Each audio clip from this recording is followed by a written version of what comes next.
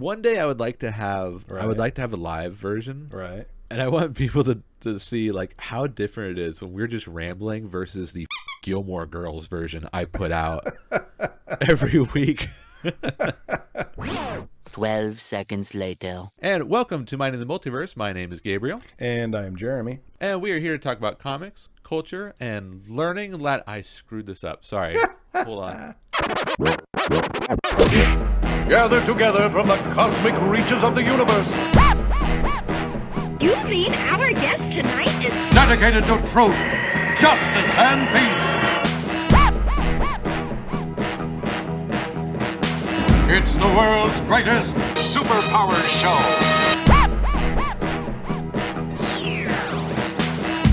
And welcome to Minding the Multiverse. My name is Gabriel. And I'm Jeremy. And we are here to talk about comics, culture, and learning Latin, one phrase at a time.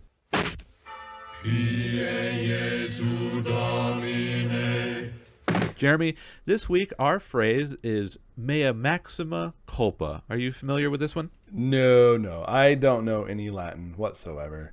No? It would be cool to learn a new language, but I probably wouldn't choose a dead one to learn. You don't want to start with Latin? No.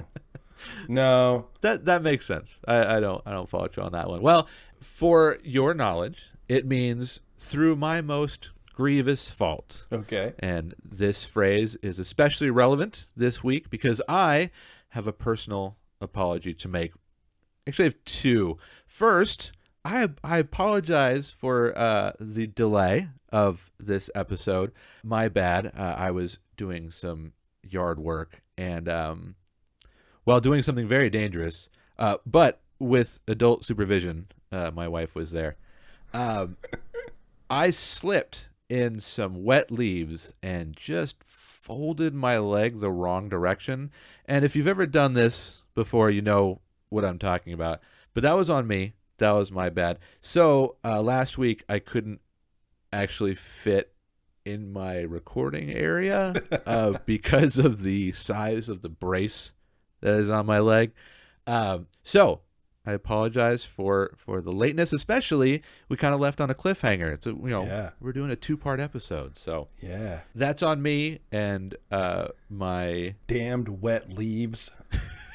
the wet leaves that will soon be disposed of as soon as I'm back on 2 feet. So that's the first one, mea maxima culpa. And second, and much more grievous, I misspoke about a sacred subject here in the multiverse last episode. Howard the Duck. Oh, really? And last episode, I said that Howard had a Marvel Knights run, and I was incorrect. He had a Marvel Max run, and I had mixed the two up. And I know. So, if you're like me and could use a refresher, Marvel Knights was a plan by Marvel, who in 1998 had just filed for Chapter 11 bankruptcy. Which, that's right, kids. There was once a very real future where Marvel was no longer. Oh yeah, comics were very uncool for a time. They were. They really had been in an ebb and flow, and we were in a real ebb. I think. Yeah. Is that the bad one? Anyway, it was lean times, and so Marvel's plan was to have Joe Quesada and Jimmy Palmiotti find some hip, young talent to try to help revive a few titles. Those titles were Black Panther, Punisher, Daredevil, and The Inhumans. And that talent was people like Brian Michael Bendis, Kevin Smith, Garth Ennis, and Steve Dillon. Marvel Max was an imprint launched in 2001 specializing in adult-only readers after Marvel broke with the Comics Code Authority and established their own rating system. I'm gonna go build my own theme park with blackjack and hookers. In fact, forget the park. Now, fun fact, Stan Lee openly criticized the Max imprint, referring to an incident of strangulation with intestines in the 2001 Fury miniseries. Well, the 60s were fun, but now I'm paying for it. Stan was 79 at the time. Stan, we love you, but getting choked with your own intestines is pretty metal. my sandwich was in there. And this is 2001 too. Like we had gone over the extreme 90s already, but yeah, he was not a fan. I think he got over it later, but the initial shock was a little much for poor Stan. He probably didn't set out in his mission to create what he created with the idea of what was seen in some of the Max books. Right. Yeah. It got a little intense.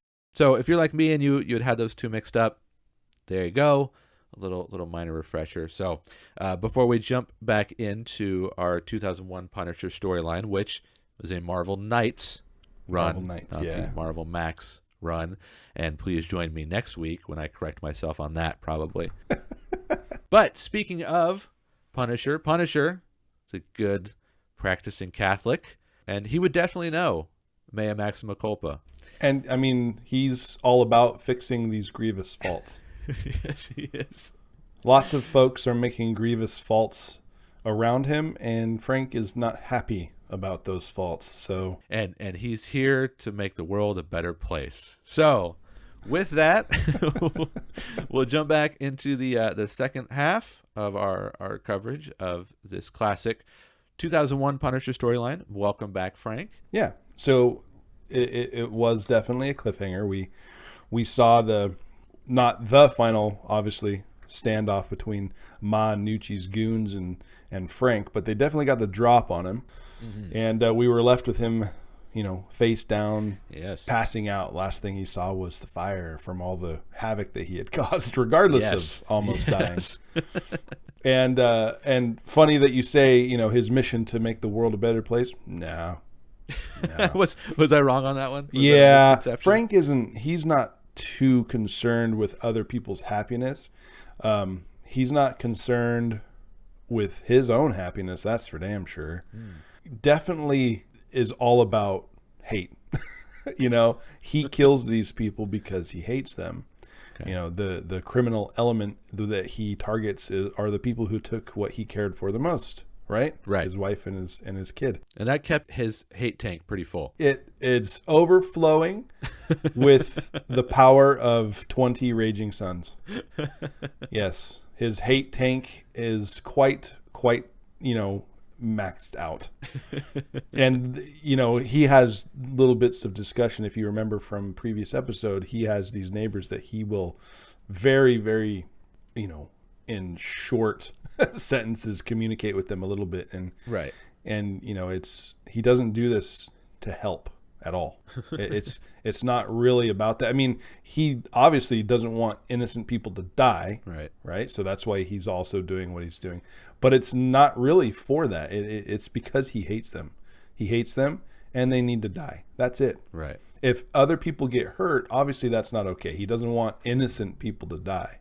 But if you're in his way, you have become something he hates because you're in between the bad people. And if you're protecting the bad people, you're a bad people. Even if you're an innocent polar bear, just minding its business, if you can be used in the fight against evil, you will be. Yeah. He will weaponize whatever, innocent creatures he needs to. All right. Butterflies to polar bears. He doesn't care. It just weaponizes an entire army of butterflies. He weaponizes one of his neighbors. You'll see. Oh, okay. All right. Yeah. Little spoiler. Well, I've lived in apartments before. I understand being weaponized by your neighbors. You'll get to see how he weaponizes one of his very friendly, because all of his neighbors are very friendly. It's necessary, but yes. So Frank, he's blacked out, right? What are we in now? Issue 7. Okay. Mm-hmm. Yep. He's been shot, I think 6 times if my memory serves correctly. And just through sheer plot armor, he wakes up. I mean, obviously we have 6 issues to go, plus the whole rest of the run. So our boy Frank doesn't die. Yeah, okay. Yeah. But, he's full of holes. He's bleeding out on the cement, and he wakes up. And, like I said earlier, this is a lot. All of the talking he does is in his head, and he's talking about just how goddamn lucky he is. And all he's got to do is the easy task of getting up making his way back inside to his apartment without being seen, not bleed out on the way, passing out multiple times. But, that's it. Just get up. It's a process. Yeah. All simple tasks. Getting up, walking to your door, and going to your room, right? Yeah, and a little known fact, this was actually what inspired Dory in Finding Nemo to just keep swimming. Just Direct keep swimming. lift from this. The Punisher's thinking, I gotta keep killing. Just keep killing. Keep killing. Just keep killing. So he asks himself, how hard can it be? Well, extremely, obviously, when you're almost have no blood left in you and you're full of holes and, broken bones and any other number of horribly damaged internals you got. He has to make his way to his apartment. He makes his way there, but the art is really cool. It shows just how much Frank is suffering. He's sweating. I mean, the guy's dying. And Steve Dillon does good, anguish. Yes. It's one of the things about his art that I love so much is that regardless of if you like his style or not, what a character is feeling for sure. Yeah, he has a very expressive style. Yes. And he could do any face, anger, sadness, confusion, any of it, Yeah. Fear. He's really good with the fear. Yeah. So it's you never guess what a character might be thinking, or not rather thinking, but feeling at any given time. So Right. Yeah, Right. Frank's face here in this panel, he's an unhappy fellow, and the room is twisting, and he's barely able to walk, but he manages to get into his apartment. We are, we see a little bit of Monucci in this first issue back. And, she's still in the hospital. Or she's not in the hospital, but she's in her room. She's still kind of bandaged up and healing at this point. And she doesn't have a lot of people left. And, he just wiped out in the last issue before the cliffhanger, how many more? 12 more? 24 more? Just, he keeps wiping out all of her dudes, right? All of her goons keep getting whacked. He walks around with a minigun. Like, that's a tough dude to go up against. Yeah. And she keeps throwing shit at him, and he keeps swatting it back. Obviously, they're hurting him, but it's not enough. Right. She's losing her patience. She's pissed, and the guys that are left they're sweating bullets. They're like, are you sure? Like, why are you... I don't want to go down there. Why would we do that? Like, Can we just every move? single person you send away never comes back. The numbers are dwindling, and she's like, I don't fucking care. Basically, she's the head of the family, and you got to do as you're told. Right. She's a very disgusting lady. So I'll leave some of the finer details to the way she behaves to the reader when they actually pick up this book. Yeah. She's gross. Let's put it that way. She's gross.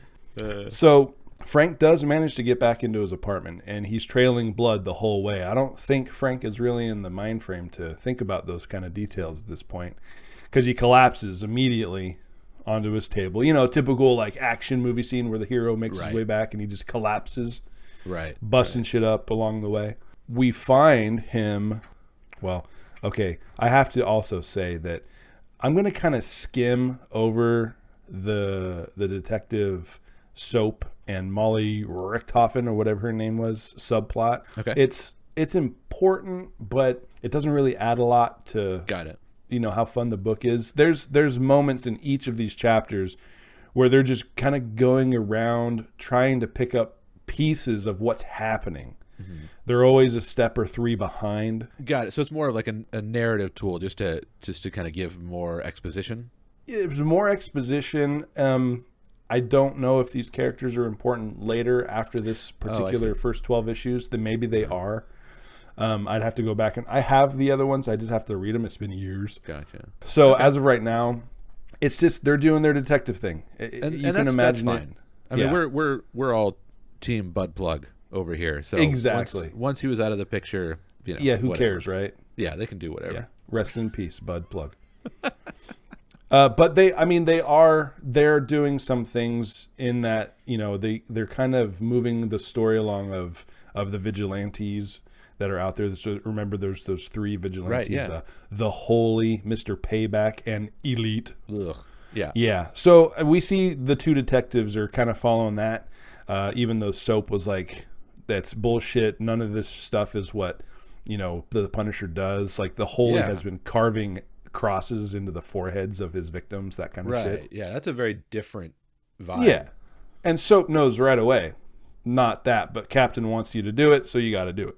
So, throughout the rest of these books, there's a lot of that intertwined, but I'll only mention it if it's really important. And the Holy kind of seemed like the most interesting one. The other two, like Payback, seemed kind of jokey. Elite is just gross. The Holy seemed like there was some meat on those bones. Yeah, it would make an interesting, it would be cool if it was a daredevil criminal, actually, because he has, ties with the Catholic Church and stuff. Yeah, I mean, Punisher's got a lot of Catholic vibes too, but True. They would fit. But they're in the same, they're in the same neighborhood. They could cross over. Yeah, this is like Spanish Harlem or something he's operating, his church is at. Is like it's Father Redondo is his name. He's based around the church. Right. So we see, the two detectives kind of interviewing the church, or interviewing Father Redondo, the Holy himself. They don't know it. And in the background, you see little old cleaning lady cleaning up his spilt wine. Oh, God. I forgot about that poor lady. So we see Joan. Do you remember Joan? His mousy, scared of everything neighbor? Yes, the lady who makes too many pies. Yes, too many pies, too many cookies, too many of something to get her to go to his door, right? Yes. She hears the banging, she hears the thuds, and makes her way over to his door and sees all the blood.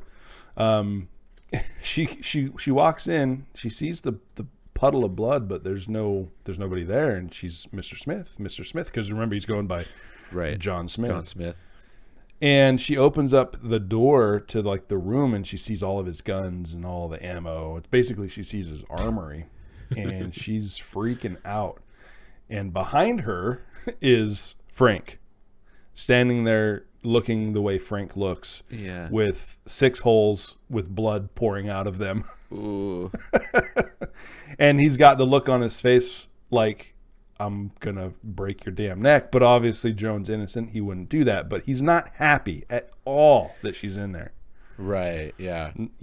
Yeah, his face is one of extreme annoyance. Because he's done a lot to kind of stay, under the radar. He hasn't made relationships with these people. He's been around these people a long time. He's been able to keep that secret. Yes. And now that she's here, especially the fact that, she's someone who's nice and, doesn't deserve anything bad to happen to her. Right. Yeah, he doesn't deserve. And he had mentioned already that he had been there too long. And this is his worst fear coming true. Yeah. Yeah. At the end of last episode, he was on his way out, which was why he had his minigun collection with him, which was very handy. Which was very lucky for him, right? Yes, it was. He wasn't caught unawares. Hear the minigun fight outside.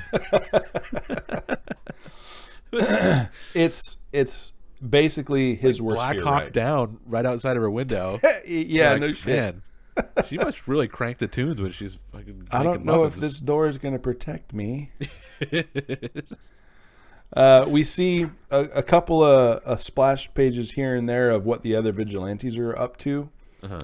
There's a hot dog salesman in Elite's neighborhood, and that just that's not okay. This is a nice neighborhood. Okay, we don't need filth being, peddled out to the people in this nice neighborhood. So he puts a grenade in it and blows it up.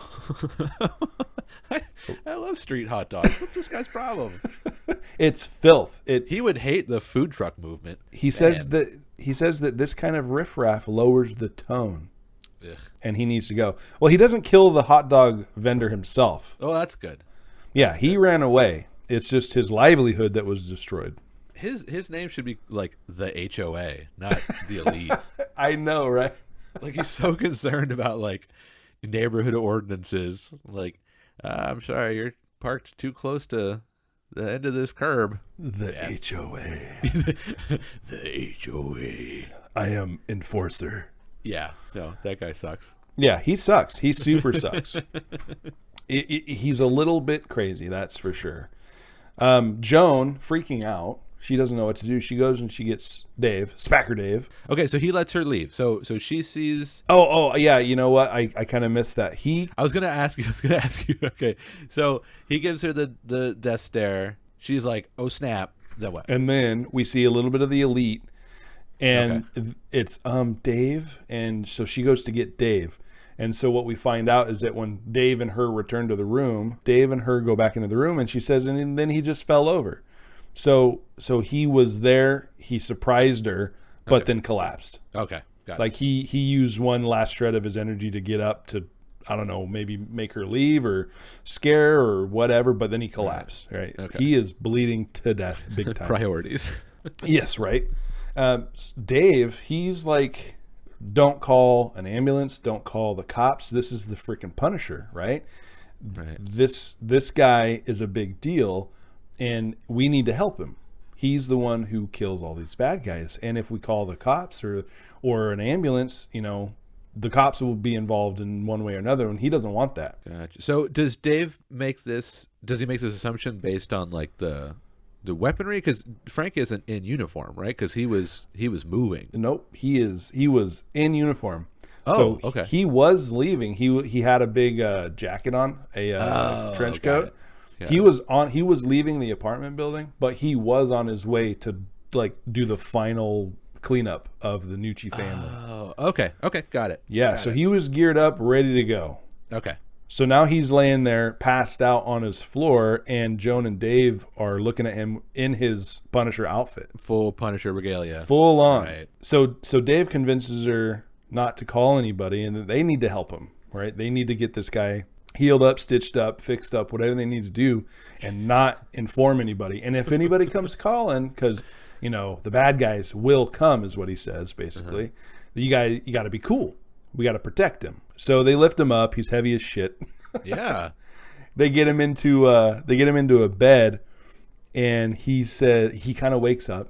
You know, he hears them talking, and she says, "Take it easy, Mr. Smith. It's okay. We know who you are. Your secret's safe. We ain't gonna call the cops." Oh, it's Dave talking. "Me and Joan are gonna look after you." And Frank opens his eyes really wide. He's like, "What?" Mousy Joan and Spacker Dave. Yeah, that's not who you want. Like, you know, seeing you off of the surgeon's table. Like, no, we got No. this. Oh no, I'm gonna die. No. All right, well. Yeah, Spacker Dave. He's, you know, he lives up to his name. He's also, you know, the way he looks. He's got a million piercings on his face. Okay. Like, I don't think Frank is going to have a lot of confidence in this kid, right? So we see Mr. Payback. He executes some CEO getting interviewed on national TV. He shoots him right in the damn head and gives a little speech about why he's doing what he's doing. So we are still getting more glimpses of what the vigilantes are up to throughout these last 6 issues. And he gets away with that? Like just icing a guy on national television? So he walks up, and you know the dialogue for the CEO is very condescending and frankly blah blah blah, you know, and all these wonderful pillars of industry blah blah blah being murdered by the psychopath, right? And he walks up from behind, and it's kind of through the viewfinder kind of look, and he just shoots him right in the damn head, and then he grabs the microphone and starts doing a speech over national TV. And then when he hears the sirens, he's like, "Oh, that's the cops, I gotta go," and he jams. So he only stayed as long as there were no cops around. You know, there's like security in a TV studio. This was like outside of the guy's building. Okay, got it. Okay, man on the street interview, public. Yeah, Okay, like they all right. stopped the CEO when he was leaving for the day, and he was asked the questions about these vigilantes, and he just Got had to, it. you know, give his 2 cents. Well, Mr. Payback was waiting in the wings All right. and shot his brains out the side of his damn head. Okay, that makes more sense. And I gotta remember, you know, Garth Ennis wrote this. I gotta trust that it's not dumb. It's not dumb, Right. And That makes perfect sense. In but my it's head, I was like, silly, yeah. oh, he's in a TV studio. There's cops already there. What was? But yeah, trust the writer. It's definitely a situation that you would see in the real world. You know, just out on the street, just, you know, stop the guy as he was leaving for the day, kind of interview. Right. So Mr. Payback had plenty of access to him. There was no reason for them to have cops around.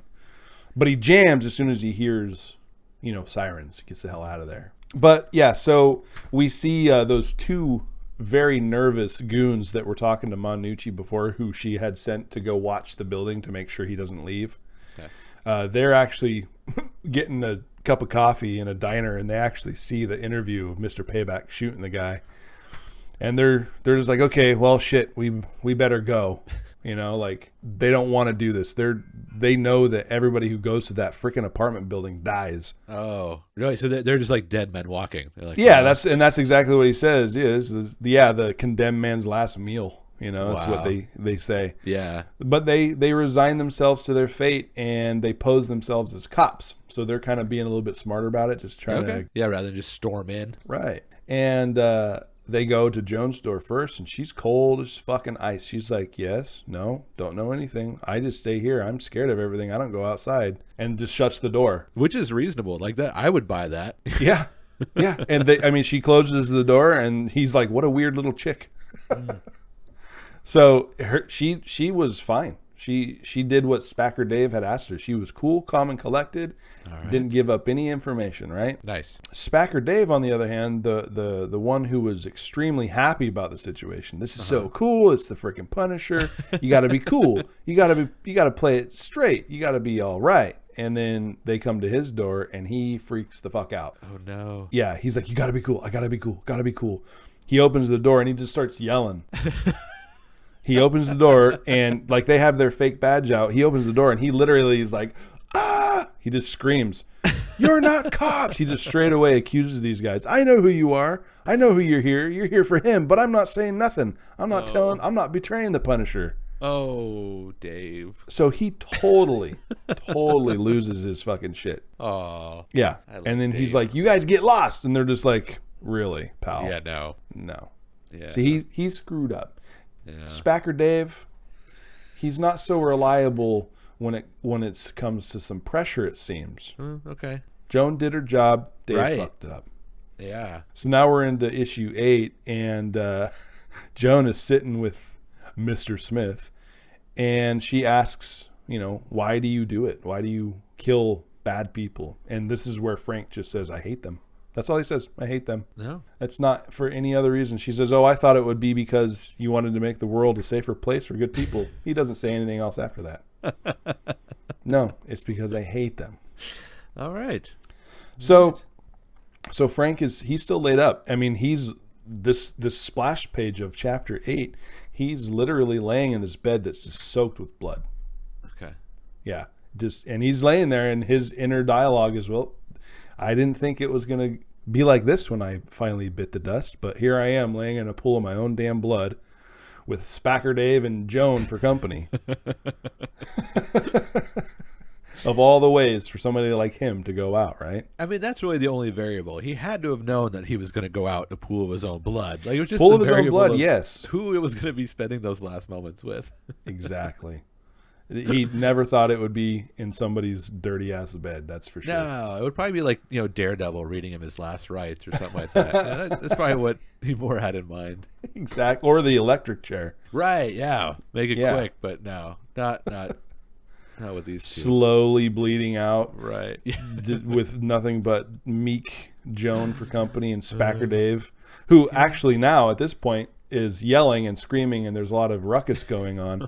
And Joan is sitting with Frank, and she's like, yeah, there's something going on. It's been going on for like an hour now. So what happens is that these two, quote unquote cops, they don't believe Dave. No, they don't believe him. They go in, and they have him strapped to a chair, and Monucci, she's like, get the information no matter what. You do whatever you have to do to that little rat shit and get the information, right? Yeah. And so he's like, okay, that's fine. And he's got this look of glee on his face because he pulled out a pair of pliers. Like I had mentioned before, Spacker Dave's face is full of metal. Oh, no. Oh. Yeah. Oh, this is going to get gross. I mean, we're talking, he's got, lip rings on the bottom lip rings on the top lip, in his cheeks, in his eyebrows, nostrils, everything, right? Chin. Yeah. Yeah. full of metal. I know no one can see me, but you can. I am physically bracing myself for this next part. It's not good. All right. These are not friendly men. No. And we see after Ma Nucci hangs up with these guys, she tells the goon that was holding the phone for her, because remember, she's limbless Ma Nucci at this point. That's right. Thanks to weaponized polar bears. Oh, yeah, that's right. Okay. She tells I had forgotten about that. weaponized polar bears, Ma Nucci is still laying in bed with all bandaged up. Can't even hold a phone. No, it's still yodeling potato mode. That's right. Got it. So she hangs up and she tells her lackey, she says, "You, lackey, look in my address book and try every number you can find for the Russian." That's all she says, the Russian. All right. And then she says under R, because the guy's a fucking moron. There's nothing under T for the Russian. So that's the last we see of her for a few minutes. And we get some more scenes with Detective Molly and Detective Martin. And for a split second, poor Martin Soap thinks that this young, hot detective is into him. She's not. He orders more drinks. So Joan just, she's like, "Dave's screaming." Ooh. And Frank is like, "What?" He's barely awake. And the color that they're using for his skin is, very pale and kind of bluish. Yeah, most of his blood is on the outside right now. Exactly. Yeah. Exactly. That's not where you want it. No, that's not the optimal place for it. No. A little bit, sure. You want to keep most of it. For tests and stuff, but no, not all of it. Yeah. That's your Mind in the Multiverse pro tip of the day. Keep most of your blood on the inside. Yes. And you'll do great. Most blood inside. Yes. Don't forget, children. Blood inside. Blood inside. If blood is coming out, there's reasons to be concerned. Sure. So he hears the screaming at this point. It took Joan to wake him up, but he hears it and he says, "Help me up." And she's like, "What? Why the fuck would I help you up?" And it shows him getting up, and the pain is, lightning. Just he can't handle it, but he's got to help, right? He's got to stop poor Dave from getting murdered. Right. So he pulls out a knife that he had. I don't know where the hell he had it. It's just my walking knife. He pulls out this knife and he tells Joan to stay back. And he knocks on the door, and as soon as the guy says, "Who's there?" he just stabs the guy under the sternum. And remember, still bleeding everywhere. Right? Yeah. He doesn't have time for any quips or anything like that. No quips, no talking. Make this quick. He just shoves the knife into this guy and falls down with him. He's extremely weak. So the guy dies, but he falls to the ground with him, and he kind of gets his arm pinned underneath him. Okay. And the guy's like, "What?" The other guy who was yanking the stuff out of Spacker Dave's face. Because as we learned earlier, the first one is free. The first one is free. That's exactly what Frank taught us. That first one's free. So you got to make it count. So you take that guy down. All right. Now and it's confusing. Yeah. They're like, what? The surprise makes people hesitate. Yeah. So he says, "The fucking Punisher," basically. Like, this is crazy.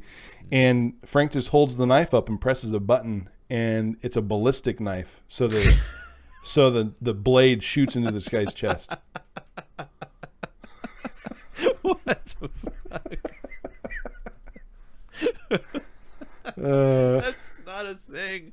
Is that a thing? I don't know. Ballistic knife, spring loaded. I'm going to do a quick Google search with everybody on the line here. And let's see. Ballistic. Ballistic. That's hilarious. Kniffy. Let's see. They exist. Spring-loaded ballistic knives. You are shitting me. No, I don't know how far they can shoot. Hey, man, it's enough. I am officially incorrect. Again, I would just have to trust Garth Ennis. Every time, like, are you kidding me? All right, well, fuck me. I'm wrong then, I guess. That is a spring-loaded knife. I have a video, a KGB ballistic knife, American style, and he is about to shoot it. It's spring-loaded. Sure. And it shot about 6 feet into wood and stuck. Hey, that's enough. That'll do it.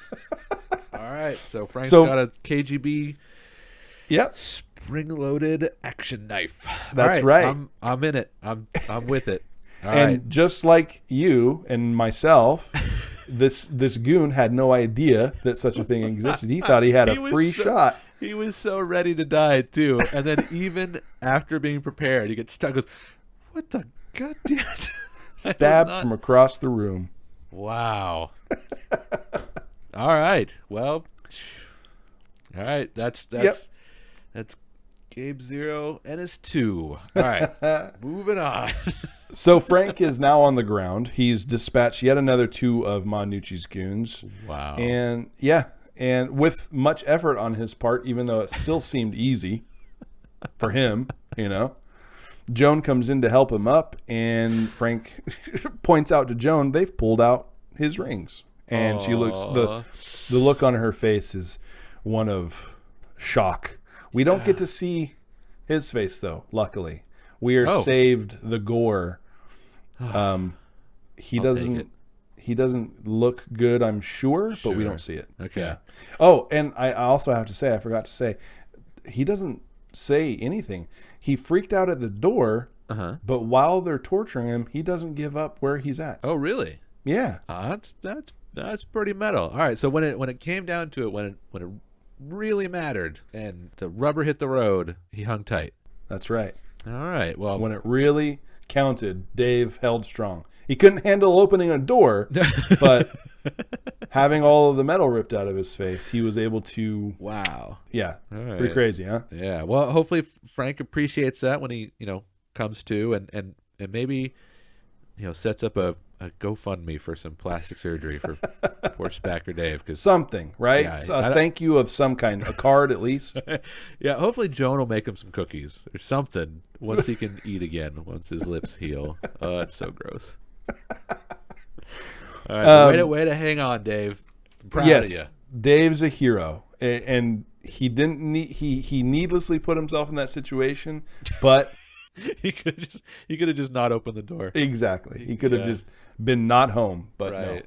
no. Yeah. So the next we see is Frank passed out yet again on the bed, and this time there's an old doctor. Oh, I mean old. He's mid-40s, maybe early 50s looking guy, really haggard, but he did what he could, right? He took out all of the metal he could find, all the bullets he could find, and he patched up the Punisher. He's no longer bleeding, and he's a drunk. He's drinking heavily. At least he's sterilized. Exactly, and quiet. He knows this is the kind of guy that Frank necessarily wouldn't go to, but he knows that this dude won't say shit. Right. Yeah. And the whole time he's getting worked on, Frank is biting a bullet. Ooh. Well, yeah, keep it traditional. He tells the guy, we agreed on what, 3,000 or whatever it was. He's like, and Frank says, there's money in the back. Give him 10. It's to shut the hell up. And he says, Got it. He says, the 10 grand is for keeping your mouth shut. And the doctor, he says, no, son, it's for buying whiskey. So within the span of like 3 pages, I already feel bad for this doctor. And we never see him again. He gets paid, he leaves, and it's like, that guy was a really sad person. That's a little powerful vignette there. He's like, and then he's off. Have terribly depressing adventures somewhere else. Oh, he also fixed up Dave's face. Oh, good. Oh, and now Dave is wrapped almost 100%. His face is only open from his eyes and his mouth in bandages. So we don't get to see Dave's face for a while. So he's just doing like the Invisible Man thing for the rest of the... Exactly, yes. That's exactly what it looks like. Good. So... Good on you, Dave. Yeah, good. You at least you're not going to bleed to death yourself. At least, you got some decent stitches at least. You made us and proud. The guy may have been drunk, but you don't have any hospital bills to worry about. Yes. So after the doctor leaves, he is telling Joan that as soon as he's able to, he's getting the fuck out of there because they're all in danger. Yeah. And then he actually says to Joan, he says, she says, yes, Mr. Smith. And he says, my name is Frank. So he came clean. He opened up a little bit, these people saved his life. He's throwing them a bone, right? Right. Well, they Trusting took a lot of them. hits for him. Yeah, literally. And it's not the last. Okay. Not the last at all. Everyone needs to move. Everyone just needs to leave that building. Yes, absolutely. It's not safe anymore. So remember how Ma Nucci had one of her last remaining goons to call somebody called the Russian, right? Yeah. Well, we are introduced to this. It's in Kazakhstan, and it's this little unassuming hut in the middle of nowhere, seemingly. Okay. And there's some guys up on a hill staking it out, and they're talking about how they're awesome. This guy can't be as bad as the rumors are. It's all bullshit. Gotcha. Because after all, we're Bravo Force, and it's this ridiculous like shot of them in their gear, like all together looking at the camera kind of thing. Bravo Force. So these guys are supposed to be a big deal. Okay. They've done all this. They did this and they did that, and they never lost a guy. This is just one person. How bad can it be? Gotcha. This is your SEAL Team 6. Yeah, SEAL Team 6. This is your badass, military secret force, Bravo Force. And they enter the house and are immediately torn to shreds. And this person, you don't see any, say, hello, comrades, right? And all shit goes, there's explosions, there's screams, there's tearing sounds, crunching sounds, ripping sounds.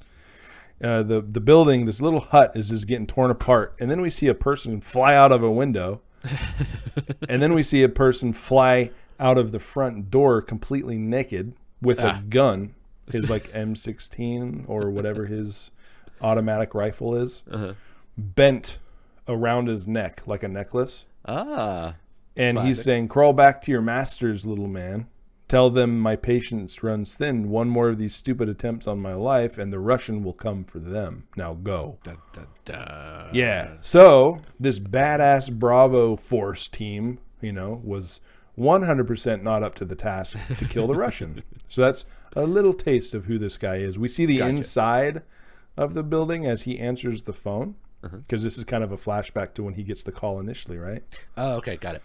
And we see one of Team Bravo or Bravo Forces. He's halfway, like his whole half of his body is shoved into the toilet. Another one of their heads is firmly planted inside the wall. Sure. One of them has an axe in his back. Ew. One of them is just legs sticking out of the fireplace. And then another one is laying in his own pool of blood with he's like bent into a pretzel. He's just getting creative. He's getting creative, right? Like, okay, let's put this here. Let's spend that here, this way. This is his feng shui. And he gets the call and he says, oh, long time no hear. I haven't heard from you in a long time, Ma Nucci, right? And it shows his hand as he hangs up the phone. And the phone is for all you youngsters out there, like an actual phone that sat on your table or hung on your wall, and it was the receiver with the cord and everything. Wow! Back in the olden times, and the phone is extremely small in this guy's hand. So he's very large. Gotcha. So we cut 3 weeks later. We're now into issue 9. Okay.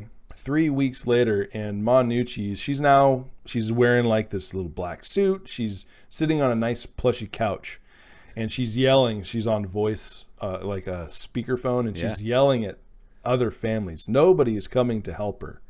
The Russian hasn't showed up. It's 3 weeks later. She's all alone. Everybody's dying around her, and no families want to help her. So she's very obviously irate, right? Okay. And all of a sudden, in walks the Russian. And he's absolutely massive. He's as wide as two of her goons put together. Okay. He's got these jeans that are pulled up over his belly button, and he's wearing a skin-tight, striped white and red shirt that's tucked in. Yeah. He's got a scar on his eye. He's a very imposing figure, but comically so. Okay. This guy is, it's funny looking. So he finally shows up. How does he size up against, like, Frank? Way bigger. Way bigger? Okay. Way bigger. Frank is big. He's drawn in this as quite the large man, but the Russian is way bigger. Okay. Got it. Yeah. He is a big, hardy fella. So it's been 3 weeks, like I had mentioned. So Frank has had time to heal up, not all the way, obviously. Right. But now he's actually leaving. He couldn't do any packing up and leaving while he was healing. So now that he's feeling better, he's finally getting the hell out of there. Okay. He runs into Mr. Bumpo, who is carrying 1, 2, 3, 4, 5, 6, 7 pizza boxes into his apartment. So he's bringing them home to eat. Got it. Not taking the garbage out for the week. This is a single use. He's coming back from picking up his snack or lunch or whatever. Got it. Frank is passing by, and Mr. Bumpo says, hey, take it easy, Mr. Smith. Keep on punishing. Okay. So once again, Spacker Dave couldn't keep his mouth shut. Oh, no. But he figured Mr. Bumpo, he's one of them. Yeah. He's one of us. Right. We can trust Mr. Bumpo. It's all good. Sure. And so Frank's a little annoyed with the fact that Spacker Dave can be tortured and almost killed and not say word one. Right. But he can't keep his mouth shut in a normal, everyday conversation. Well, he's Spacker Dave. He's Spacker Dave. Yeah, what can you do? So Mr. Bumpo, he's like, hey, don't worry about it. Like, you don't have to worry. I'm not going to say shit. And he's like, we'll see. Yeah. Right? Frank, doesn't trust a lot of people. Let's put it that way. He's none too happy. Right. So Manucci, she's talking with the Russian, and she's like, what the fuck? 3 weeks, dude. Where have you been? And the Russian goes on to tell her that, when he was on his way, because as soon as he got the call, he was headed over there, lickety split. Okay. But then he remembered, he says, his memory isn't what it used to be ever since they took the bullets out of his skull. He forgot that he's wanted in 48 states in the United States of America. Oh. And when his plane was over Canada, he did what any reasonable person would do, and he caused it to crash. So when it crashed, he says that he hit his head and he forgot what he was doing.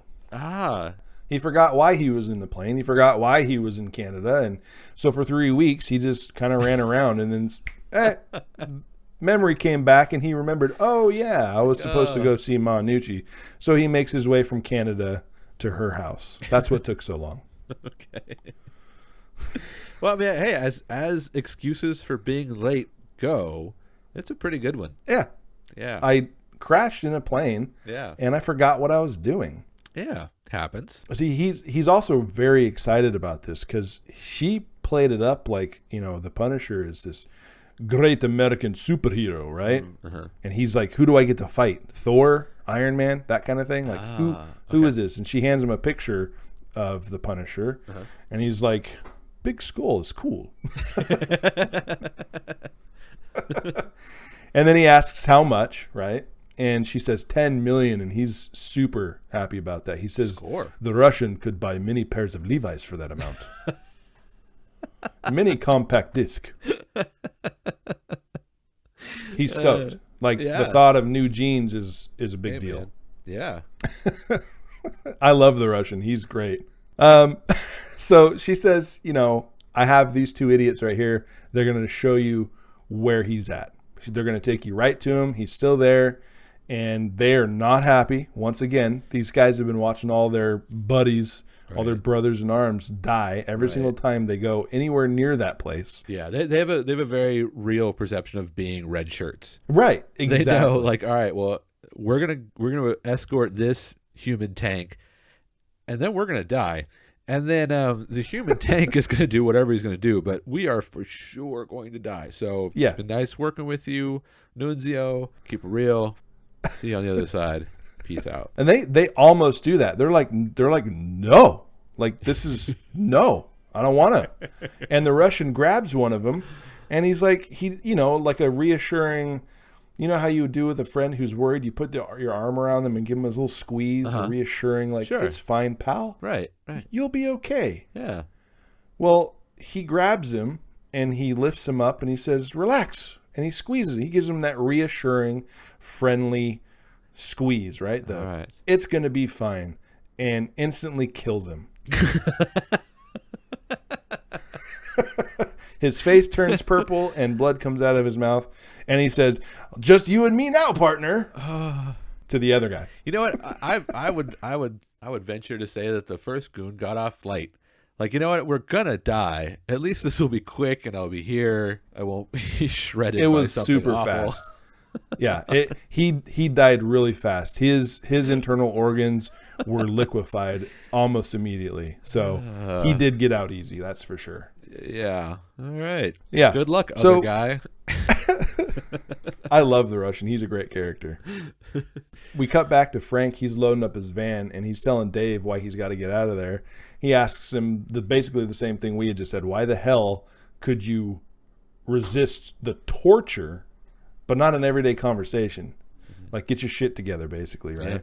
Yeah. So he tells Dave everything's going to be fine. Don't worry about it. He has to go, and they're in danger, and that's why he's leaving. And Dave's not. He's like, okay, I don't want you to go. It's the coolest thing that ever happened to me, kind of situation, right? You got your face torn off. Yeah, but it was like, he was with the Punisher. He did guess. something cool. He's part of it now. He's like a partner. This is like K-pop fans. Jeez. Yeah.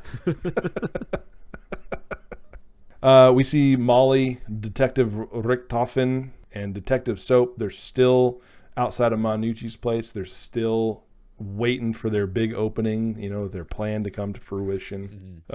Detective Martin Soap is not confident that this is going to work at this point, by the way. No, why would he? I know, right? Nothing has worked. Everything's gone to shit for both of them this whole time. So they actually see the one last remaining goon leave with the Russian, and he takes up this massive amount inside the car. It's hilarious.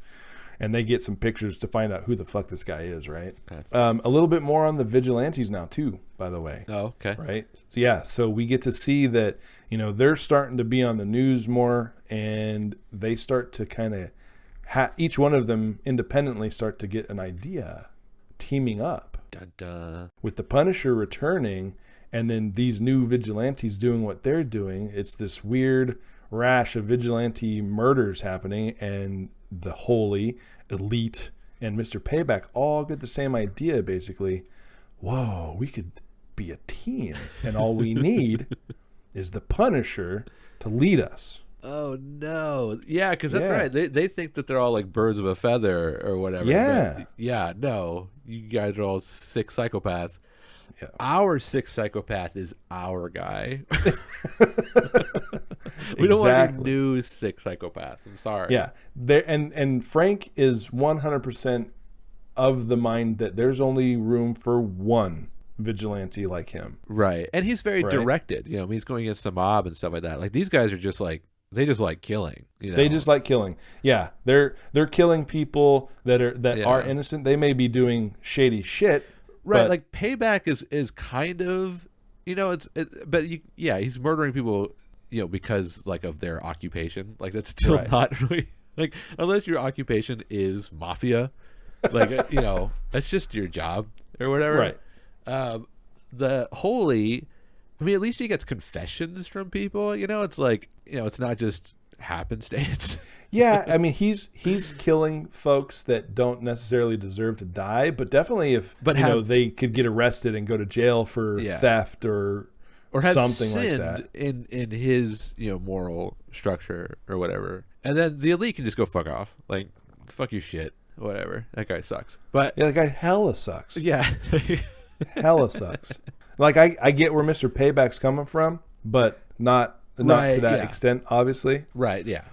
Yeah, and the Holy, fuck that guy too, right? Holy's just crazy. Like, that's Just crazy. That's fine. All right, So- yeah, that'd be a fucked up team. Yeah.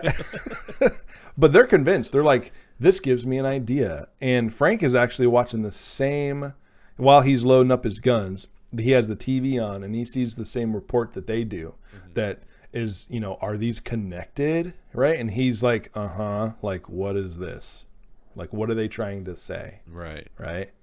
There's only one me. These guys, there's Yeah. a problem.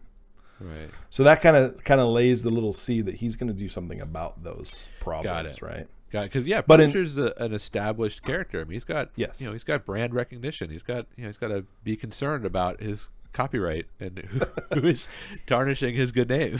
Exactly. They are not. They're the bad element, right? Yeah. What he's doing is it needs to be protected. They're just making it wrong. Right. They're putting the wrong kind of spin on what he's doing. They aren't doing the right kinds of murders. Right. Exactly. The right kind of murder is up to Frank. Detective Molly and Detective Martin, they get some info back on the Russian, and it's not pretty. It almost makes Martin throw up. Some of the shit that he's done. And there's photos to go with it. We don't see him, but based off Detective Soap's face, it ain't good. So the Russian is obviously a depraved fella. I can imagine. Like, he just squeezed a dude to death for funsies. So, yeah, he's and probably like, not even on purpose. He was actually trying to be nice to the guy. He was. Oh, really? He was like, yeah, he grabbed him. He was like, don't worry. You're with me now. You'll be fine. And crushed him. That's even, I don't know if that's better or worse. I thought he did it on purpose. Like, oh, you're doubting me? I'll kill you. You remaining guy, get in line. Or, like, here's the pecking order. But if it was on accident, it's kind of sweet, but also scarier. Yeah, it was like Baby Huey, or it was like Lenny from Mice and Men. Lenny, that's his name, Lenny from Mice and Men. Yeah, he didn't know his own strength. Right. He was just trying to be nice to the guy. He's like, cheer up, and that's why, the loving friendship squeeze on the shoulder. Hey, it'll be fine. Got it. Crunch. Okay. Yeah. All right. So Frank's trying to leave. He's trying to get the hell out of here. He's still got stuff to pack up, and Joan is really sad that he's leaving, and she wants to know why it's so easy for him. And he says it's a choice. He makes that choice every single day, and it's as simple as doing it or not doing it. There's nothing confusing. He hates them. They need to die, so he chooses to kill them. Right. And she's basically on a rant about how she's scared of everything. She's tried changing her situation, but she just can't seem to not be scared. She wants to leave the city. She hates the city, right? And he's like, it's simple. Just go. Right. Just go. You're making it worse by not doing it. And, ever since I met you kind of thing, I feel safe for the first time in forever. And he's like, no. Yeah, you shouldn't. You are not safe. I'm a dangerous killer who attracts other dangerous killers. You should not feel safe around me at all. And yeah, I mean, she's like, this place sucks. And he's like, it does. Yeah. This city is horrible. It's terrible, especially for folks like you. Right. And she's like, why do you stay if it's so bad? And he's like, because I like it. It's my jam. It's my jam. This is his world, and she definitely doesn't belong in it. She just needs to go. That's why he says, just go, right? Right. She can't really wrap her head around it. It's too scary. Right, yeah. So the end of that chapter 9, or issue 9, is the Russian with this look on his face as he's standing outside the door of the apartment building. Oh, no. This look of like, oh, I finally get to kill something. Intentionally. That is also like a sport, like he's going up against a real threat, which is probably fun for him. Yeah, I mean, he got the rundown of who this Punisher guy was. Yeah. He's taken out so many of Ma Nucci's goons. So yeah, he's hoping for some fun, right? Right, yeah. He's also looking to not do it quickly. Okay. So the chapter or issue 10 opens up with a big old punch to the face. As soon as Frank's trying to walk out the door, the Russian is there and just cracks him in the face. I hate it when that happens. And he's like, you're the Punisher, yes? Of course you are. You look just like your picture. And then he steps on the back of his head and then picks him up and then throws him through a wall. So this is only 3 weeks after the bullet. I was going to say, yeah, he's still probably pretty weak. Yeah, he is not fully healed. So I dislocated my knee 3 weeks ago, and I'm still not confident enough to stand on 2 legs. I can't imagine then fighting a supervillain. No shit. Exactly. Yeah, and I mean, we don't really know exactly how super this guy is. He's obviously very, very strong. He took care of Bravo Force, no problem. Got it. And we saw the bent gun around the guy's neck. So yeah, he's strong, but we don't really know. I'm gonna say supervillain. If you can pretzel a rifle around someone's neck, I'm gonna say that puts you in the superpowered category. Absolutely, he's definitely a supervillain, but we just don't know quite how super yet. Okay, got it. So, long story short, he's not super, right? Okay. He's just like extra durable. extra strong. Extra Russian. He's extra Russian, yeah. So we see a goon is reporting back to Manucci. She's got these she's sitting at a makeup desk or whatever there's called a dresser, right? You know what I mean? And there's all these little robot arms, or maybe not robot arms, but they're just holding like her lipstick and her little pouch, so she can kind of do things for herself sitting there. Yeah. And she's on the phone basically just with the mayor, stay the fuck out of the way. I sent somebody. Okay. He's there now. All right. Keep your cops out of it. Right. Because the Nucci family has some dirt on the mayor and the commissioner. So he's like, okay. She does some nasty stuff that I'll leave to you guys because it's hilarious. It's gross. It's really, really gross. She basically makes one of her lackeys feel very uncomfortable. Oh, okay. So we cut back to Frank getting thrown around still, and it's just thrown against the wall, kicked in the gut. He's not killing him quick. He's taking his time. Mm-hmm. Frank gets a couple of good shots in, shows him, he helps him up. Hey, here, stand up. Take your best shot. Dust yourself off, go for it. And he just stands there with his hands on his hips, and Frank just lays into him with a chair. And he says, that's the spirit. And the chair just disintegrates across his face. He doesn't even move, right? I like the Russian, too. Oh, it's great. And I'm leaving out a lot of his lines, a lot of the things that he's saying. He's laughing the whole time. Like he's jumping through the air in this one panel. He says, ha, ha, ha, ha, ha. He's loving it. It's the greatest time of his life. And he says, ooh, that was a good shot. I kind of maybe felt that chair a little bit. He says, hold on, I'll be right back with you. And he rips the toilet out of the ground and he cracks Frank across the head with it, right? All right. Yeah. Which obviously in the real world would have killed the poor guy, yeah. But the Punisher can take it. Sure. He's protected by his own form of super durability, plot armor. Right. Yeah, it's just one step above Kevlar is plot. They'll keep you going for quite some time. There's a lot of it in this book, but it's all for fun. Yes. So basically what we're seeing now is Frank can't do shit to this guy. He's soft and squishy. Like in this panel, it shows Frank getting a knife out of his boot and sticking him in the gut. And the Russian just says, knife in the guts. That's not very nice. So he's soft, but at the same time, Frank can't do shit to him. Right. Chairs don't work. Knives don't work. Kicking him in the nuts didn't work. Nothing is working against this guy. He just absorbs everything. He's not like the Blob or anything like that, but nothing he does is making this guy slow down one bit, right? Okay. Got it. And throughout this fight scene, we are also seeing scenes of the vigilantes kind of doing their thing. It's just like a one page here, one page there kind of deal. And it's Mr. Payback going around looking for Elite and this unknown axe murderer guy, right? Okay. Who's only killing bad guys up in the Spanish Harlem area. And Frank he's just like, why can't I just pass out? And he's thinking that as his head is inside of his mini fridge getting hit, like with the door. Frank just wants to pass out. And he's not. He's just too damn resilient and getting his ass kicked, and he can't pass out. And does he want it just to be over? Yeah, he's like, he can't do anything against this guy. Everything he's tried, it's just nothing slows this guy down. So as his head is getting slammed with his mini fridge door or cupboard or whatever it is, he's thinking to himself, why can't I just pass out? Why do I have to go through this?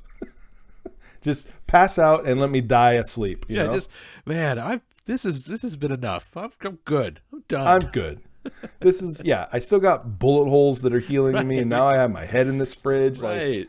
Just let me pass out. Right. So he's kind of over it. He's just like, fuck. Wow. This sucks. I mean, he hasn't truly given up. He's just, in a lot of pain. Right. And in the Punisher's world, it's not like once he's defeated, he'll be killed. He knows that once he's knocked out, there'll probably be a slight monologue, and then I'll wake up somewhere, and I can just go from there. But once I pass out, at least maybe if I just sleep through most of this, I'll just wake up in a nice comfy chair tied up to it or something. Exactly, and then I can figure this out from there. But in the meantime, God, just pass out already.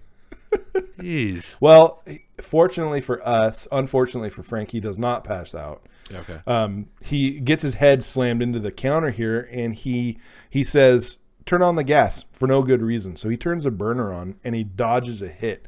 And he just got lucky. As soon as the Russian's fist touched that burner, he starts to scream, burning, no. So sensitive skin. Huh. Frank actually managed to hurt him with fire. Yeah, get primitive. First, finally, Frank gets a hint of what is going to stop this guy from kicking his ass. Yeah.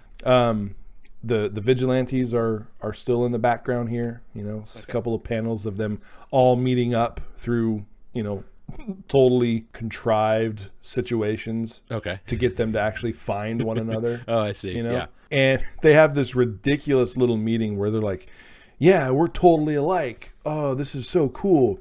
And we all thought the same thing. This is just the beginning. And they like literally put their hands on top of each other. Like, yeah. Really? They have an actual team up moment? Yeah. Just immediately they're like, yeah, we got to find the Punisher because he's the thing that's going to tie this whole group together. We're going to be awesome. And they're like totally fucking batshit crazy. They have their own like Avengers Assemble moment. Yeah. That they think that they're just the next, best thing. And the Punisher's going to join them, and they're going to be besties and kill a bunch of bad guys, right? Okay. It's so ridiculous. Yeah, it's a little disturbing. All right. So Frank is now on the ground. He's tore up. He's bruised. He's swollen. And the Russian says, ding, ding, end of round 1. And Frank's just laying there, and the Russian's just talking. It's hilarious stuff. I'll leave it up to you guys to find out. But Frank sees a gun under the stove or under the, like in the kitchen. And he's trying to crawl. Like the Russian is just talking about Amazing Spider-Man, thwip, thwip. Like he's going really weird. Just how much he wanted to come over here and meet these people, or maybe fight them, whatever. Okay. And he sees that Frank's going for the gun, and he says, "Oh, what are you going for, little man?" And he picks up the gun and he breaks it to pieces, and he's like, "No, this is not okay. First the knife, now the gun. This is a fist fight. What are you doing, right?" And then he says, "Round 2," and he picks him up and throws him through the door, and he lands out into the hallway. Joan and Spacker Dave are there, and he's like, "Go, you idiots." He's like, "Get the hell out of here," right? Yeah. The Russian, he is an unstoppable fucking bastard, and he's just laughing while he's kicking his ass. Spacker Dave and Joan are like, "What the hell?" And Frank just keeps going like, "Go, get out of here." Yeah. Run. But they're kind of frozen. And he gets hit again, and he flies through Mr. Bumpo's door. And Mr. Bumpo's sitting there eating. He's down to 1, 2, 3, 4 pizzas, so he had already eaten 3. I was wondering when he was going to come into play. I knew that he had to. Yes. I was curious. At some point, he's going to pop in here. Okay. So Frank only has the one clue, heat, right? And he lands next to Mr. Bumpo, or he lands on top of Mr. Bumpo's table. And he's like, "Hey, Mr. Bumpo, that pizza hot?" And he says, "Yeah, Sal's is right around the corner." He says, "Great." And he throws a pizza into the Russian's face as he comes through the door. Hot, steaming pizza with melted cheese, right? This is like a slams very into his Home face. Alone moment. Very much, yeah. Using whatever he can, yeah. Right. It's very PG-13. Yeah, no kidding, huh? It's not very graphic, that's for sure. Right. It's obviously more comical. What superhero or hero uses a pizza, as a weapon against somebody like the Russian? Right. Ninja Turtles. That's all I'm coming up with. Yeah. That's about it. So he's freaking out trying to pull that cheese off of his face, but it's molten hot, and he's like, the burning, it hurts. And Frank trips him, falls to the ground. And as he's rolling over, he's like, okay, this is, the kid gloves are coming off. I'm going to take this seriously now. The Russian is pissed, right? He keeps calling Frank big boy. Right. The kid gloves come off, big boy. And right as he opens his eyes, Frank is pushing Mr. Bumpo onto the Russian. So Mr. Bumpo is a very large fella. Right. I'm guessing close to 1,000 pounds. He can walk, but it's great effort. Wow. So the Russian screams, "No!" And Mr. Bumpo falls down stomach first onto him, and Frank jumps on Mr. Bumpo's back. And he says, "Just hang on, Mr. Bumpo. Just hang on. It'll be over soon." Whoa. So here's where, the Russian is like I said, he's a super villain. He is definitely super powered, but there's a question as to how strong he is. He obviously can't lift Frank plus Mr. Bumpo off of himself, right? Okay.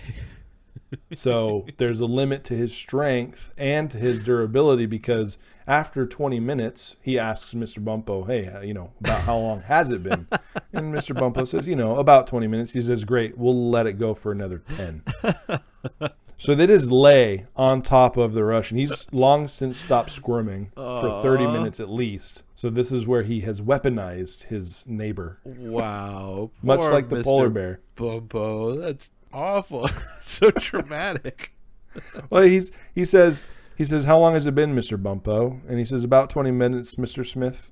And he's got this forlorn look like, oh, this sucks. I'm sad. Oh. And he says, we'll give it another 10. And he's just okie dokie. Mr. Bumpo's just along for the ride at this point. Hey, you know what? He didn't get any piercings torn out of his face. Or, I mean, like, of all the ways to be wrapped up in Frank's life, like, this is kind of getting off light. And, yeah. I mean, pardon the pun, but geez. Wow. He definitely terrible. didn't suffer the way other people Right. in Frank's life have suffered. Right. Yeah. That's such a Garth Ennis way to take out your Absolutely. mini boss. Like, wow. Absolutely. It's so fitting. And if you ever do read this book, it's so familiar and so wacky and over the top. It's just so much fun. Wow. So they finally pull Mr. Bumpo off. Joan and Dave come in to see what the hell's going on and who the hell that guy was and what the hell's happening now. And Mr. Bumpo stands up and he says he's just confused. He's fine. He's just confused. And the Russian is dead on the floor, having suffocated in Mr. Bumpo's belly fat. But, the neighbors they're very concerned. And he's like, no, I just got to go finish this, basically. Okay. And this is where he kind of explains how simple it is to make the choice to Joan, right? Who just wants to desperately leave, but is too scared to. Okay.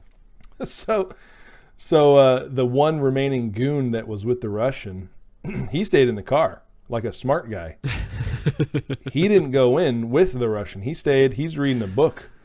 He's reading The Bridges of Madison County, to be exact, and eating a candy bar. Frank rips him out through the driver's side window and stuffs that fucking candy bar into his mouth, kills him dead. So that guy thought he got off light.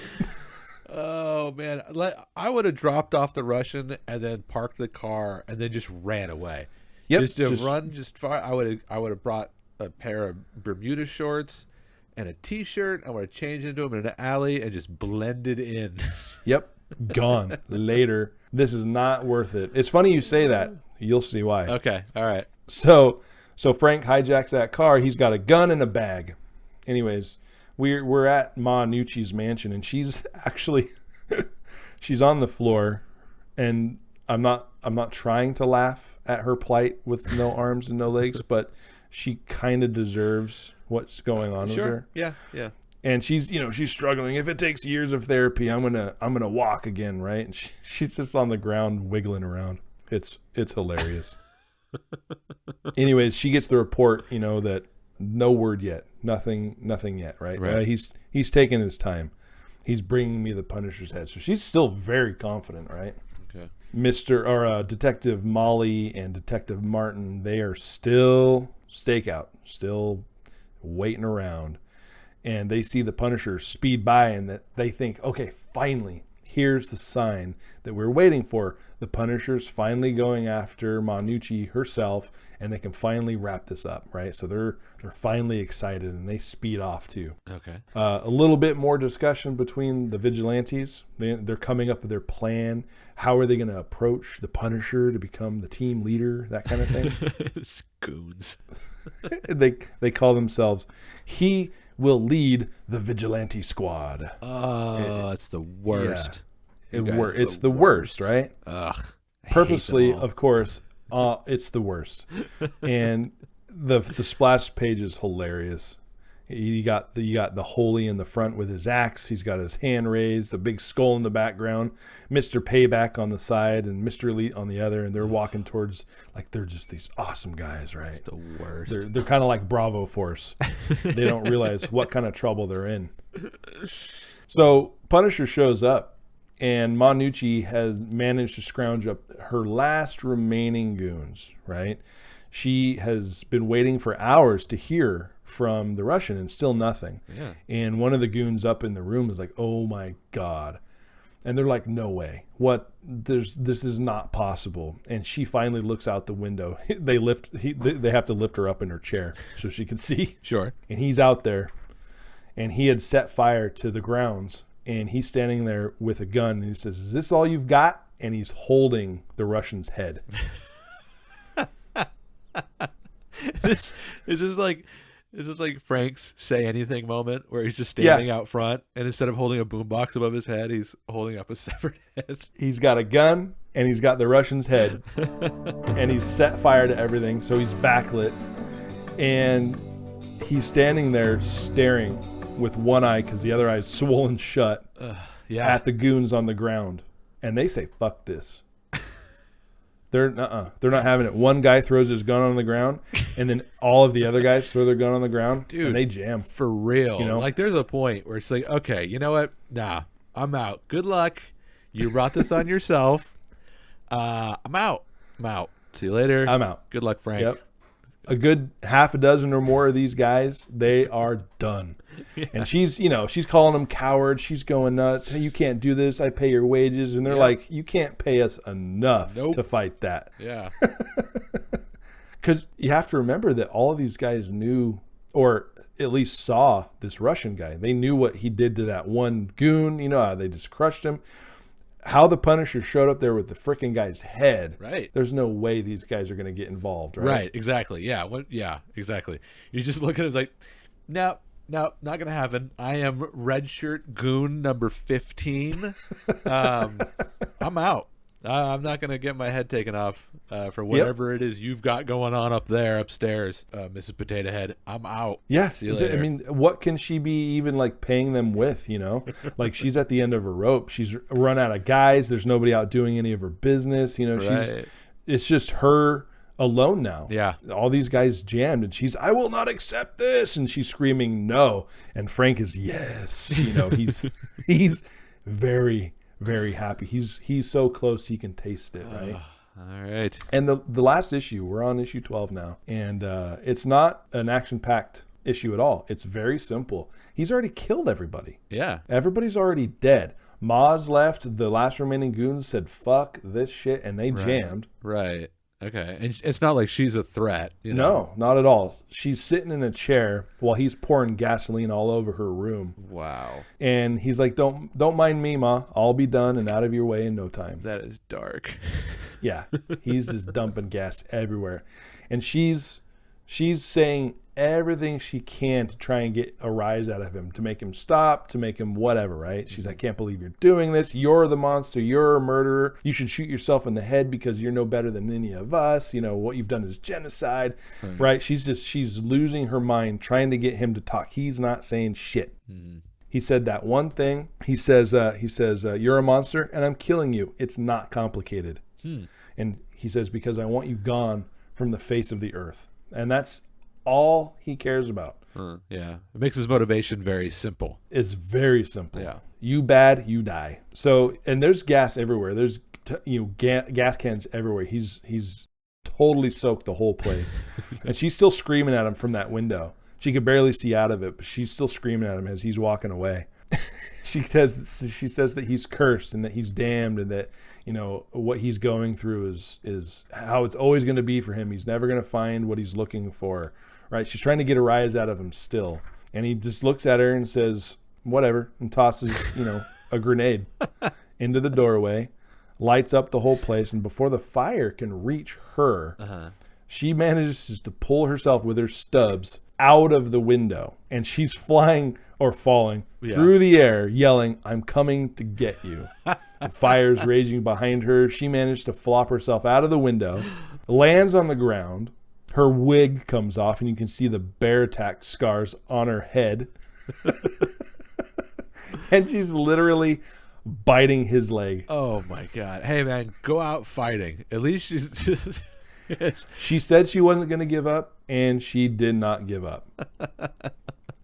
So he says one last thing to her, go back to hell, Ma. And he just punts her into the fire. Oh my God. That's ridiculous.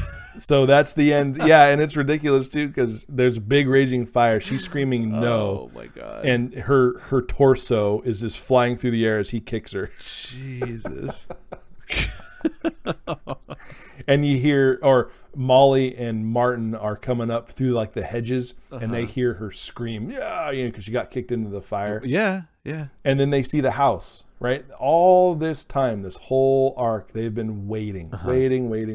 Yeah. And then they come around and they finally see what's happening, and the whole thing is up in flames, literally. No evidence, no Ma, no Frank. Oh, yeah. So the two losers are still the two losers, right? Yeah. And Molly, her bravado, she was very confident this whole time. Now her face is all sunken and sullen, right? So it didn't work out the way they thought it was going to work out. But Frank pops up behind them. He says, well, my very own task force. So a little behind the scenes, we didn't see him, but he knew that these two existed and what they were doing, right? Because the Frank or the Punisher knows everything, obviously. Right. So he basically tells them not to do anything stupid, and that what he's going to do is that I busted into her safe before I torched her. Oh. And here's what is going to happen. You're going to let me go. I'm going to keep the money that I found, and you're going to get this envelope.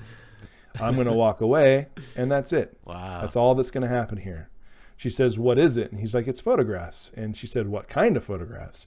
Well, the career-making kind. Okay. And so what Frank does is hand over to Molly and Martin the photos. It's that picture of Britney Spears getting out of the limo. Yes. And TMZ was born. Not quite as exciting as that. It's a picture of the mayor and the commissioner diddling each other. Oh. That's the big secret. That's the dirt, is that they are a gay couple, and they were photographed together, and that would ruin the city, ruin them, ruin their families. That's the dirt that Monucci had over those two. Wow. How 2001. Right. Now that would get you exactly. reelected. And now Martin and Molly have those photos. So things are looking a little bit up for them at this point. Frank takes all of that cash and he splits it up. He leaves. He ghosts his neighbors, right? Yeah. But they do leave he leaves his door open, and the three of them, Spacker Dave, Joan, and Mr. Bumpo, is Mr. Smith still here? His door is open. They go in. And in the room where his arsenal was is a table with their names on it and stacks of money. Ooh. Yeah. So the note to Joan says, Joan, just go, Frank. Oh.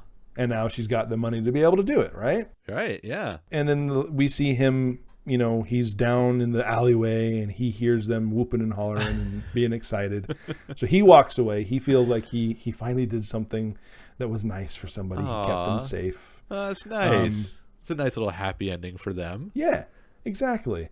They were put through a little bit of hell, especially Dave. Yeah. Especially poor Spacker Dave and his face full of metal. Yeah. But they made out with like some fat rats. I'm guessing around $250,000 each, probably based off of what Frank said about how much money he found. All right. Nice. Yeah, pretty good amount. I just figured he was going to use that money to buy more ammo. Like I was like, I'm sure he kept enough to buy more ammo. Yeah, this is what was left over from. And he doesn't have a problem with taking money from the bad guys. No. Frank fuels his mission with the blood money that they have gathered. Sure. So he'll get more soon. Oh, yeah. No problems there. Yeah. We see Commissioner Martin Soap in his office. Oh. We see him talking on the phone to Molly, who is taking a vacation before she comes back and starts running for office. So he's now the commissioner, and Molly will be something else. I don't know what.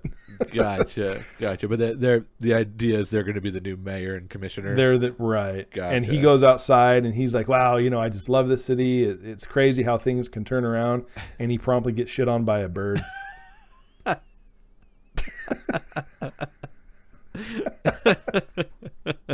I don't know if that's foreshadowing for things going wrong for poor Martin Soap in the future, but You know what I would like to think? I would like to think that somewhere up there, Bud Plug just dropped his shit Yeah. right onto Soap. Yep. You know what? As a reminder. Martin, you don't deserve where you're at. Have some bird shit. There you go. So Frank, and he even says it, is one last thing. All right. Mr. Payback, Elite, the Holy. Oh yeah, those dipshits. Those dipshits. So Frank, he does his last little bit of detective work he needs to take care of these vigilantes. He's at this point very unaware that they have decided to try and form a team, right? Right. Okay. And he's just tracking down the last of them. Okay. And he says, which leaves the Axemen. And he says that this, he got information from Soap because he and Molly were tracking them down. Oh, okay. And so he says this is going to stop. Basically, you guys are not doing the right thing. Let's put it that way. Okay. And they're still arguing about how to get the Punisher on their team. And he just shows up. And Father Redondo, the Holy, he's all, I knew you'd come. It was inevitable. And Frank is standing in the door with his guns out, and he says, it certainly was. And they're like, this is great. This is fantastic. They don't quite realize yet. You guys are really misreading the situation. They're not reading the situation at all. And he said, and they're like, we knew you would come. We knew that you would show up and lead our squad. Uh-huh. And he said, Frank says, lead you? And they're like, of course. He's like, lead you? No. He says to the Holy, he says, you're a lunatic. And then he looks at Elite and says, you're a Nazi. Yeah. And then he looks at Mr. Payback and he says, and you, does the name Maria Lopez mean anything to you? And he says, and he's just like, huh? Like questioning. Mr. Payback doesn't know what he's talking about. Uh-huh. Frank says, Maria Lopez was a cleaner at the Worldwide Investment Building. She died when one of your bullets went through the wall of the boardroom. Remember, he had walked into that boardroom and sprayed all of them down? Right, yeah. She said, she's one of the 4 innocent people who've been cut down in the crossfire of your little crusade, just because you couldn't be bothered to plan properly. Wow. And he tries to excuse it away. Mr. Payback, he's like, oh, well, I mean, there have to be sacrifices made in any war, haven't there? No. And he said, and Punisher says, I'm glad you think so, as he cocks his weapon. Oh, no. And they finally catch on to what's happening. Their eyes go wide, and they're like, no, wait a minute. You were supposed to be one of us. You're supposed to lead us. And Frank's just listening to them beg. And the Holy says, in heaven's name, man, isn't this exactly what you want? And Frank says, no. And just, that's the last page, is him opening fire and hosing them down. So in the end, there's only one Punisher. Right, but no introspection, no like, oh, maybe I am breeding the same violence I wish to defeat. It's just like, no. And then shoots everyone and moves on. And moves on. His existence, all it did was bring to light 3 other lunatics that needed to be put down. He just didn't know it yet. Right. So everything got wrapped up pretty nice. Ma Nucci, she got her comeuppance. Right. Yeah. The Russian. Oh man, wait till you read it. It's ridiculous. Yeah, that's like a fun character, man. It's like, you get some fun out of that. It doesn't go too long. It doesn't stretch out or whatever, but it's a nice fun, bit in there. Yeah, and the Russian doesn't stay gone. There's a little spoiler for you. The character actually does come back. Huh. Yeah, I think he gets made into like a cyborg in the future. So he becomes a real super powered character by becoming part cyborg or all cyborg. Right. So he becomes the Russian Terminator. You have a problem.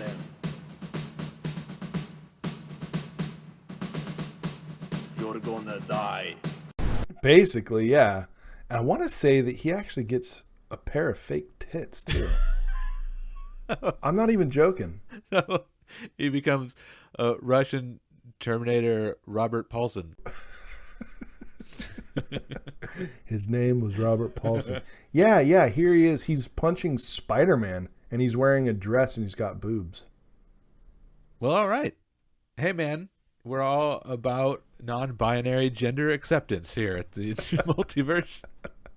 So we congratulate the Russian for being a pioneer.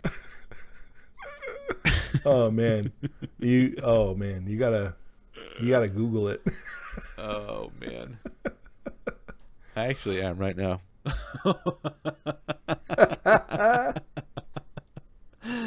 Oh wow! All right, yeah. So he goes through some changes. Sure does. Yeah. So they kind of Frankenstein him. It looks like they took off his head and then put it onto a different body. Right. So, and that body was built like a brick house. Brick shit house. Absolutely. Yowza. Yep. All Yep. right. That is not the last time Frank has to deal with good old Russian. And in this one, he's wearing a tank top that says Britney. All right. It all comes back around. Excellent. So that is The Punisher by Garth Ennis and Steve Dillon. And welcome back, Frank. First 12 issues. Very nice. Sorry it took so long to get to the second part. Hey, yeah. Sorry about that. We're gonna try to be better about that and stop folding ourselves in wrong directions. That's my. Well, we're old now. Our bodies are traitors at this point. It really is.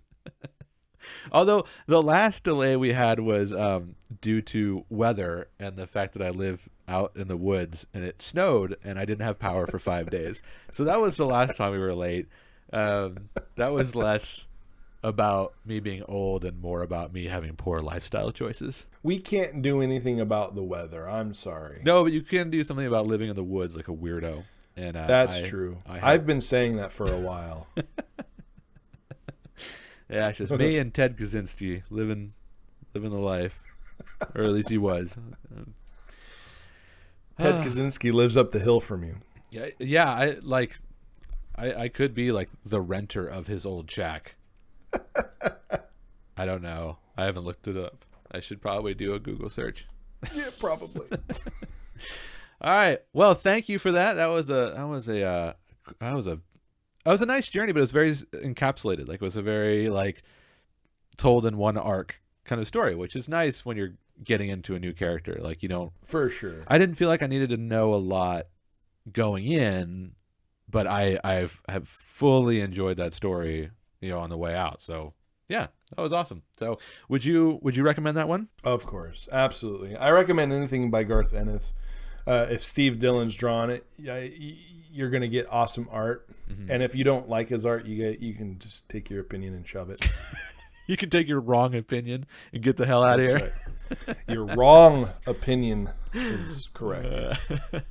Steve Dillon is a master. Yeah. You won't get any argument here. I'm fully with you on that. So, all right. Well, thank you for covering that. I know that was quite a journey. So, thank you for that. My pleasure. We're going to move on to our next segment, the Hold List, where we talk about the other things we're enjoying, comic related and otherwise. And I'm going to go back a little bit. One of our earlier episodes, we talked about a YouTube channel called Nat's What I Reckon.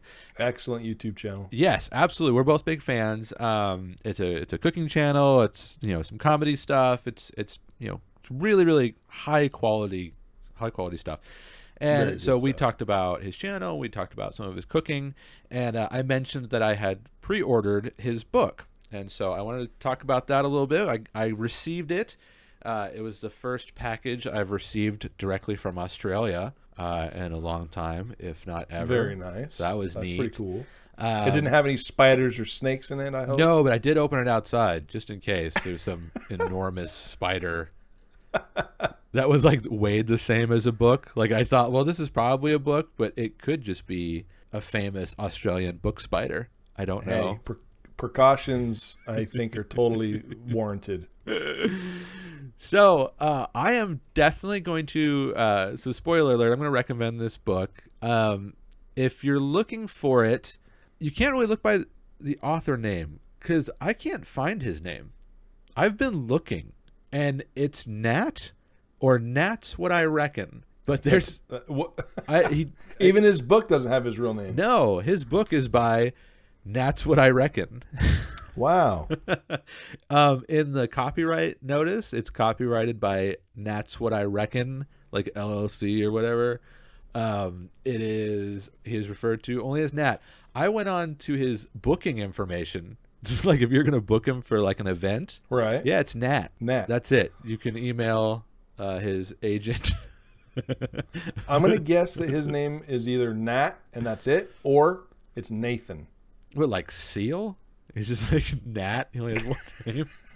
Hey, Seal. If you're gonna go after somebody, bite someone's style, and just go one name, Prince, Seal. Like, hey, it works out. It might be working for him because he's doing pretty well. So he has this book, and what made me think about it is, we're going through Punisher, we're going through some of the seedier underbelly of society. And his book is called, and that's what I reckon, A Ratbag's Rules for Life.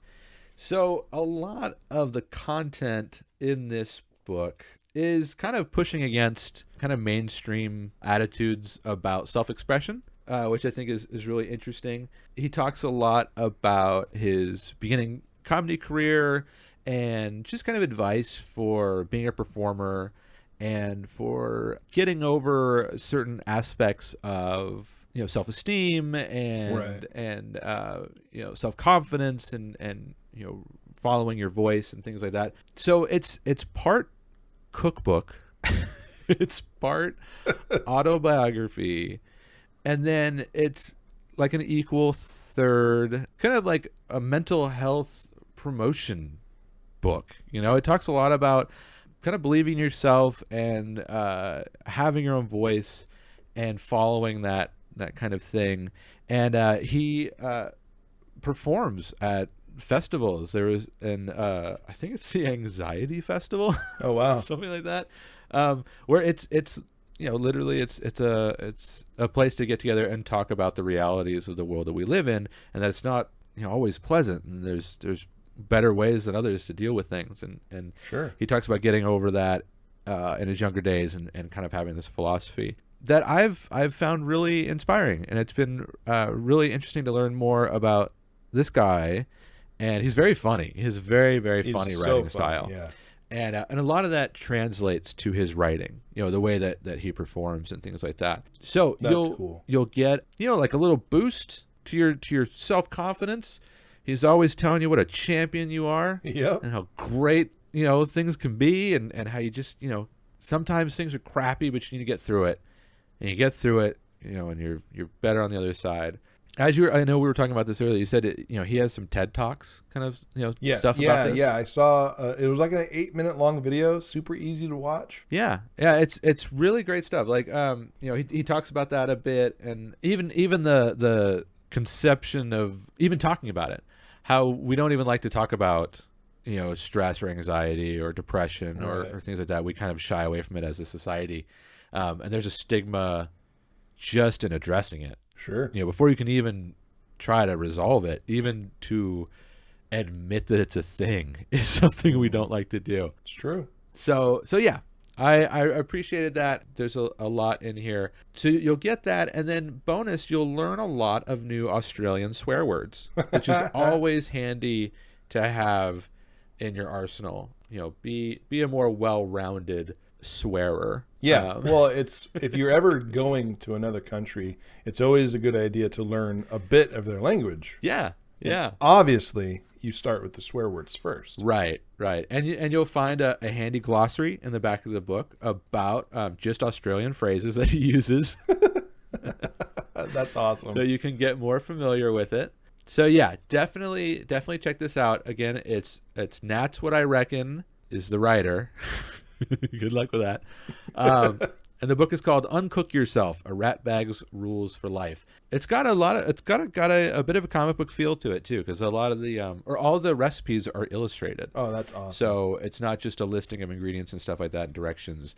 It's a comic strip of him doing the whole recipe, kind of like he does on his YouTube channel. So that's really cool. So yeah, give that a whirl. Independent performer. And, they can always use more support. And you get a cool package from Australia that's hopefully not full of spiders. So, all right. Our next segment is our IRL Hero of the Week, where we take a moment to spotlight heroes in our own universe. And this week, we're going to talk about a man named Stephen Jarvie. I think that's how you pronounce his last name. I'm not sure. I just read this article. I didn't see it on video or anything. So this comes to us from American Canyon, which is not too far away from our Multiverse Studio West, which is what I call my house. And Stephen Jarvie is being called Superman Steve after leaping from his city maintenance vehicle to save the life of a 5-year-old girl. Oh, very nice. So it seems that while the child's mother was pumping gas, the young girl slipped out of her car seat and let herself out of the car. Oh, jeez. And according to camera footage, you can see the child walk around another pump and then become hidden between the pillars without her mom seeing. Oh, no. So the mom then finished filling up the car and drove off, with the kid still hiding behind the gas pumps. Oh, shit. Kids are a hoot, aren't they? They are slippery little buggers. It was shocking at how well they could wiggle their way out of, wherever you're trying to restrain them. That's for sure. So according to Stephen Jarvie, quote, she walked around the pumps a little bit, and it was just her alone in the station, and then she took off. I speculate in the direction she saw her mom drive off. Right, like, oh, shit, yeah. Yeah, gotta go catch up with mom. So Jarvie then pulled his truck into the station and sprinted toward the young girl. Quote, I ran for her, and she was just off the curb, and I could hear cars rushing by at 50 or 60 miles an hour right behind us. Yeah, that would have been a red mist moment for sure. It seems sketchy. This gas station is on a highway. So she was stepping onto the highway.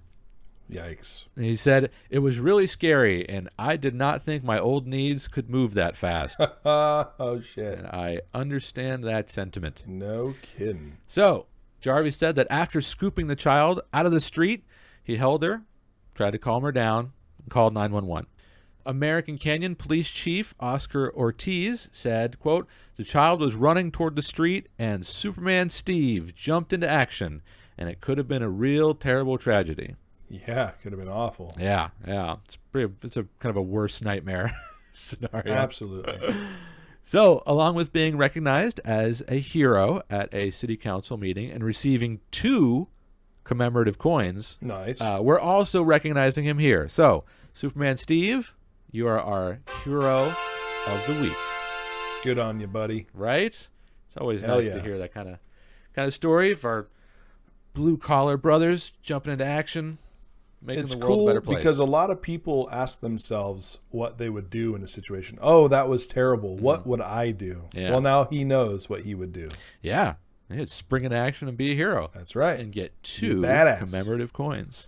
His old knees did not fail him. So. No, yeah. Awesome. Yeah, good on him. All right. Well, that'll do it for this week. Next week, we finally ditch the gritty streets of New York City and head to a very different place. A much slower, softer place where there's nary a right angle in sight. We discover the second coming of Bill Watterson and take a newly colorful trip, courtesy of Scholastic, when we cover the all-ages classic, Bone. I'm really looking forward to that. That is Something I've been interested in but never actually picked up. It's great. Spoiler, I really enjoyed it. And I will be recommending it highly. So join us for that next week. Email us at mindingthemultiverse@gmail.com. Find us at This Multiverse on Twitter, or leave us a comment on YouTube to recommend story arcs, tell us what we're wrong about, or if you would like for us to cover any other dead languages besides Latin. We have Akkadian, Coptic, Sanskrit. Next. Sanskrit. You're majoring in a 5,000-year-old dead language. Yeah. Ooh. Latin. It's the best I can do. Next. Phys ed. Okay, you're out of my room. Seriously, get out. Fun fact, our first roommate majored in PE. He also hated it when I called it that. No, he wasn't a fan of it being called PE. No. All right, for Minding the Multiverse, I am Gabriel. And I'm Jeremy. And remember, all of this is now canon.